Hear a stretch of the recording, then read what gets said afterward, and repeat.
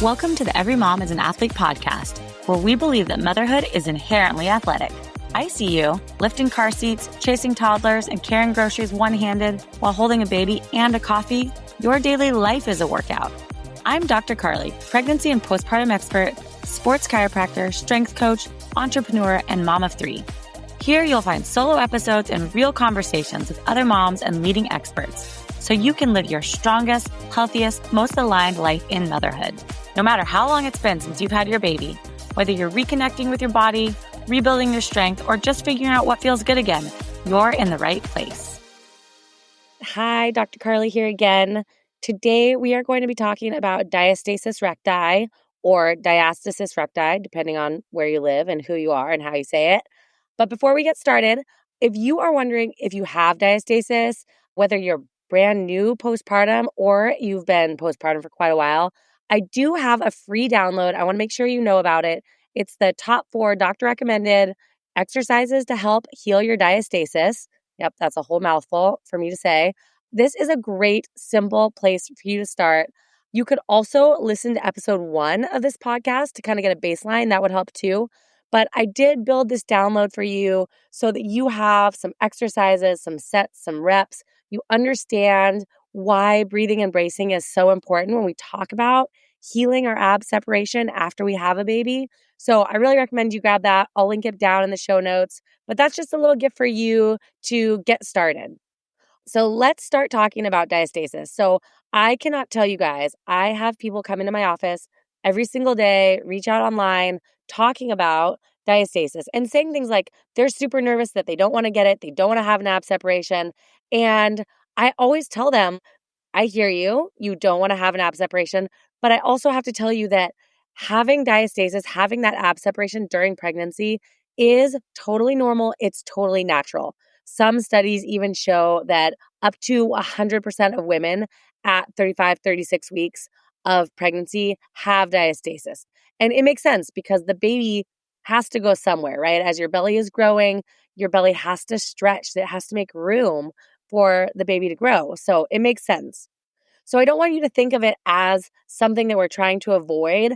I want you to think of it more as something that we're trying to minimize. We're trying to make sure that we understand we're going to have an ab separation, we're pregnant, but what can we do during pregnancy to make sure that that ab separation doesn't get worse? And what can we do postpartum to start kind of functionally healing it back up? And you'll notice I said functionally there.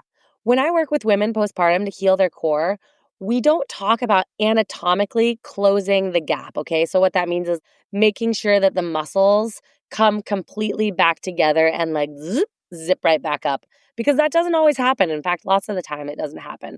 But what we want to do is make sure that functionally you're able to create stability and strength in your core by using your breath, by learning to engage the proper muscles, by using your pelvic floor even, because that's the bottom of the core. We'll talk about that a little bit more soon. But you want to be able to functionally heal up the core. So that's what we're going to talk about today, and that's what we're going to focus on. The other things I like to make sure that women know is that having a diastasis, it's not generally painful. It's not dangerous. It's not going to hurt you. It's not going to hurt your baby. So when you hear people kind of fear-mongering on the internet about coning or doming, what they're referring to is diastasis, is that ab separation. I want to make sure that you're not scared of okay, is something going to happen to the baby? Is something going to happen to me? No, nothing's going to happen except for it might become harder for you to heal up your core postpartum if you're constantly straining that separation. So I like to use a little analogy of a rubber band, okay? So if you take a rubber band and you stretch it over and over and over, eventually that rubber band is going to lose its stretch, right? And so I kind of like to think about that as the connective tissue in our core. It can take a lot of pressure and a lot of load, but eventually it might stretch out. If we overstretch it or stretch it in times that we don't need to, it might stretch out and then we might not be able to get it back to closer to where it started originally. The other thing to think about is future issues, okay? So lots of times I see patients in my office who have back pain issues. And if you think about your core as a big barrel, all the way from your belly button all the way around to your back, it's a big barrel, right? The front is your ab muscles and the back is your low back muscles. So you can imagine if there's like this big hole in the front that's leaking pressure essentially and is not able to control the pressure, you might end up with some issues in the low back, feeling some strain, having it be overworked, just not as strong as maybe it should be. So I do see patients who have back issues, and I believe we can tie those back to having an ab separation in the front. So sometimes when we get that healed up, we're able to deal with the back issues as well, right? They go hand in hand. So what exactly is diastasis? Diastasis recti is a separation of the rectus abdominis. So those are the muscles that like we all have a six-pack under there somewhere, okay? Those are the six-pack muscles. And the line right down the center of that like quote unquote six-pack is called the linea alba. So this is where the muscles stretch and the fascia, which is connective tissue, also stretches. Now, some people don't know what fascia is, so I always tell my patients, if you think of like, you know, when you get a chicken from the store that's like been pre-cooked, you know, like a Costco chicken, let's say, and there's like that connective tissue on it that's not skin, but it's kind of like skin, and it's like not really stretchy, but it's like kind of stretchy. That's like sort of what our fascia is like. We have it through our whole body. Some people call it like the second skeleton of our body because it literally goes from our head to our toes, through our organs. You might have heard of like plantar fascia. That's sort of the one that most people are most familiar with, but it actually is like everywhere in our body. So the fascia in our abdomen is part of what stretches along with the muscles when we're pregnant. And again, why does it happen, right? It happens from hormonal changes. It happens from that expansion of your abdomen. The baby's just got to go somewhere. So when we're looking at diastasis, how does it look? So while you're pregnant, I have to tell you, many women can't tell that they have diastasis. In fact, I remember when I was pregnant the first time, I was like, oh, I think I don't have diastasis. Like I'm feeling my abs. I might be this like small percentage. Like, look at me, I'm so special. No, here's the deal. Your skin is stretched so tight over your abdomen that often you can't really feel that separation. So once the baby came out, I was like, oh, yeah, okay, now I can feel that separation. And we're going to talk about how to feel that in just a minute. But you can start to feel that and you're like, that's what it feels like. So it's super hard to see while you're pregnant. After the baby comes out, sometimes it presents as like a bulge. It's like a visible bulge. Sometimes it presents as just core weakness. Sometimes it actually presents as back pain. Sometimes women report, you hear lots of women many, many years after they've had a baby report of not being able to get rid of that mommy pooch, which I really don't love that term, but it is a term that a lot of people know. We know what we're talking about when we say mommy pooch, right? But that mommy pooch can also be caused by this ab separation that never got healed up after having a baby. So what is normal? There is actually normal. The normal is 1 to 1.5 finger widths. So if you are testing on yourself, you would put your fingers pointed down towards the ground, and then however many fingers would sit in that little gap, that's the finger width. So if you want to test that on yourself, the way you would do that, the way I do this with my patients in my office, is you would lay on your back, you keep your knees bent to keep your tummy nice and relaxed. And then without thinking too much about it, trying to change anything, you do a little crunch, and then you feel what happens in your abdomen. So if you do have that separation, you'll feel the divot kind of between the abs. I always recommend don't worry too much about what's happening at the belly button. Okay, we all have a hole at our belly button. We're supposed to, right? So don't worry too much about what's going on there. Feel what's happening above the belly button and then below the belly button. Okay, and that will tell you sort of where you're at. Now, if you listen to me talk about breathing and bracing, then you might know what I'm going to say next, which is now we're going to test it while you do some of the breathing drills. So if you're driving, maybe make a note in the podcast where this is and try this later. But if you're at home, give this a try. Now what you'll do, exact same position, laying on your back with your knees up. So now this time, take a big breath in before you test, breathe out, then try to pull your 2 hip bones together, and that's going to engage your transverse abdominis. Then do your little crunch and try to feel what's happening at the abs.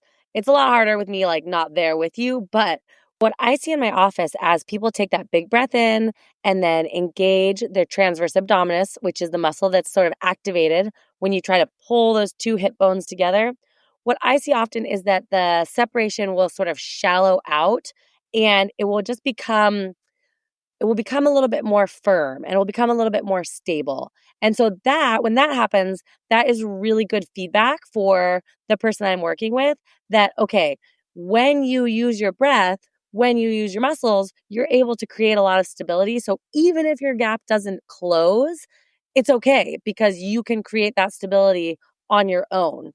Now, sometimes that doesn't happen right away and I'm not there with you, so I can't like cue you to like make some changes because sometimes there's other ways we can figure out how to do that.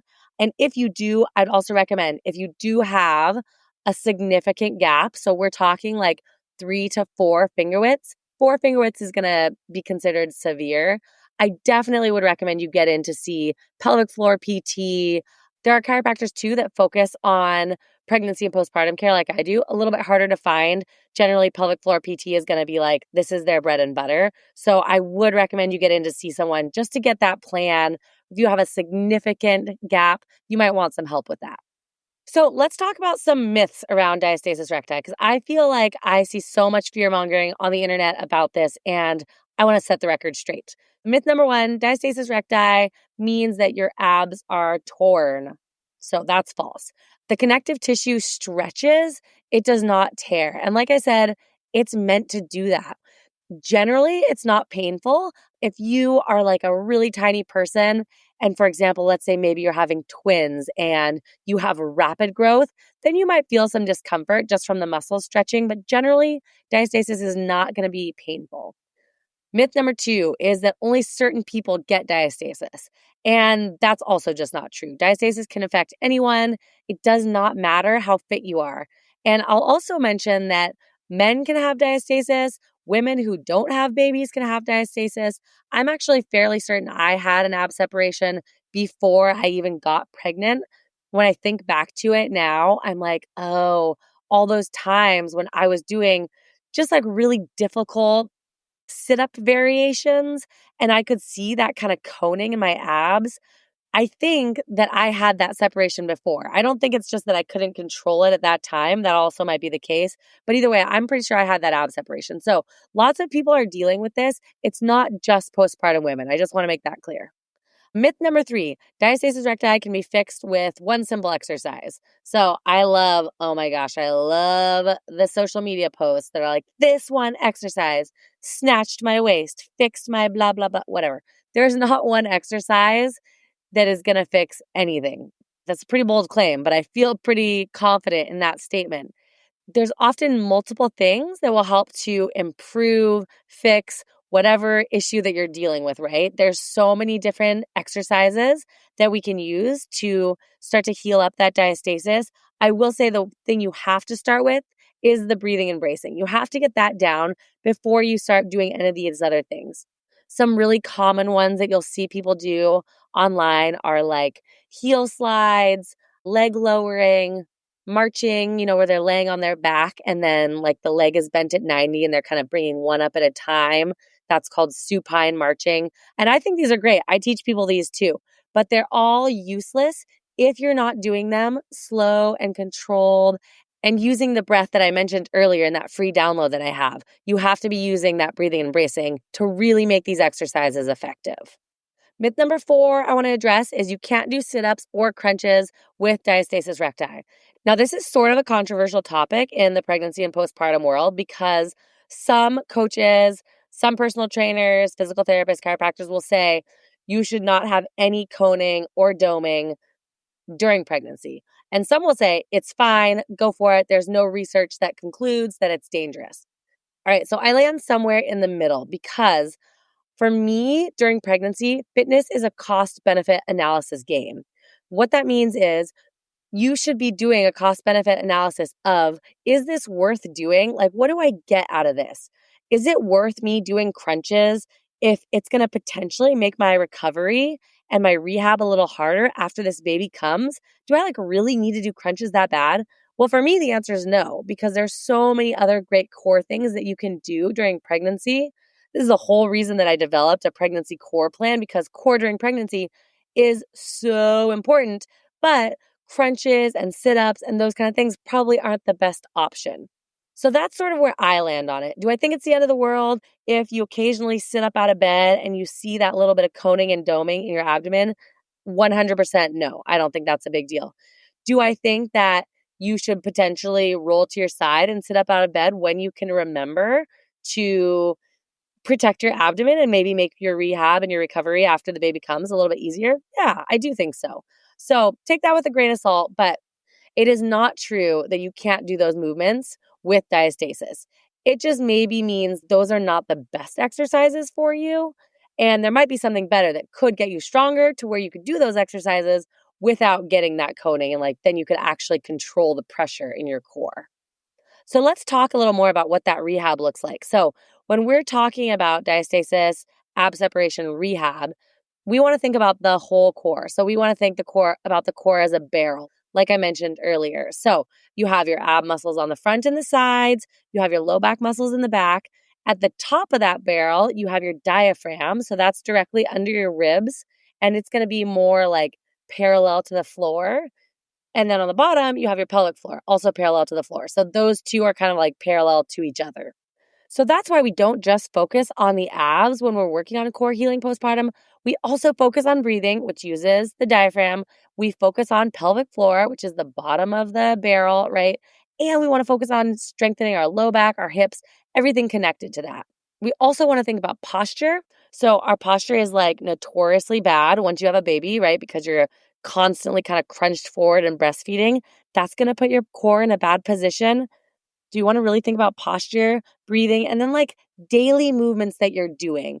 And just start to think about daily movements as more of rehab exercises, right?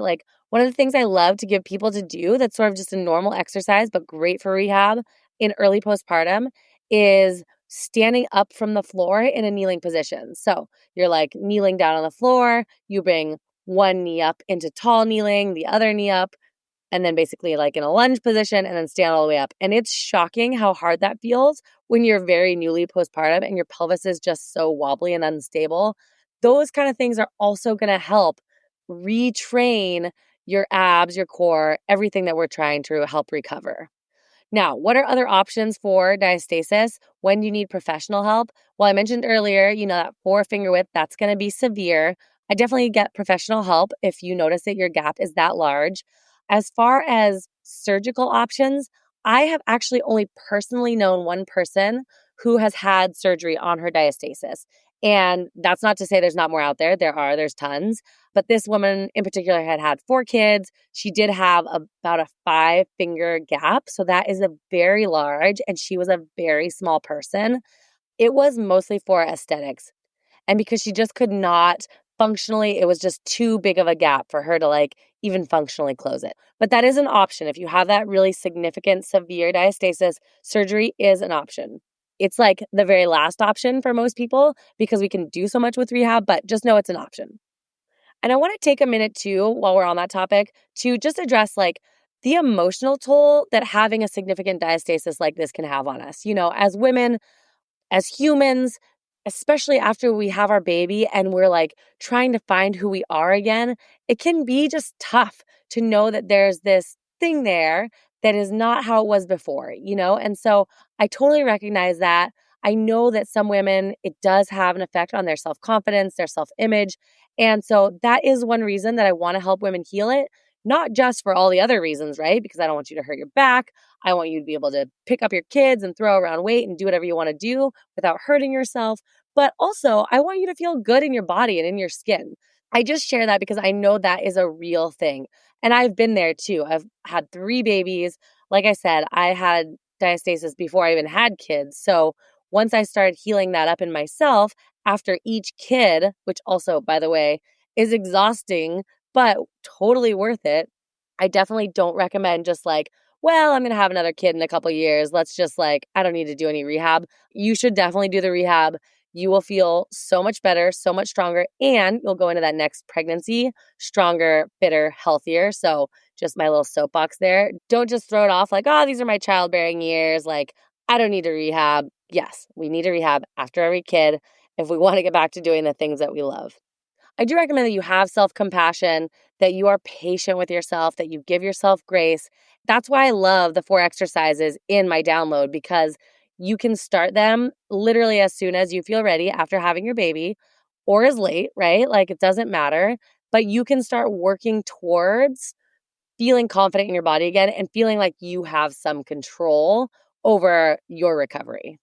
I will tell you, I've helped hundreds of women in my office and online heal their diastasis and feel strong in their core. So I just want you to know that it is possible. It's very doable. If you need help, grab that download to start.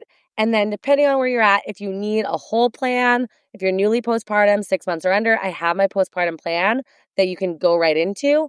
Or if you're more than 6 months, I do have my Fix Your Abs plan, which is really just focused on core work. And it does start with the breathing, with the bracing, making sure that you're like really competent in that. So you can check those out. I'll link those below as well. If you found this information helpful, please be sure to share it with a friend. Also, rate, review the podcast. It helps so much for other women to find us and know that they're not alone in their postpartum journey. Thanks for listening. Until next time. Thanks for listening. Every Mom is an Athlete isn't just a podcast. It's a reminder. Motherhood is athletic, and you're still the athlete you've always been. But it's not about going back. It's about moving forward intentionally and powerfully. If this episode resonated with you, I'd so appreciate it if you'd share it with a friend, leave a quick review, or rate the show. It helps more moms to hear what they need to believe, that every mom is an athlete. See you next time.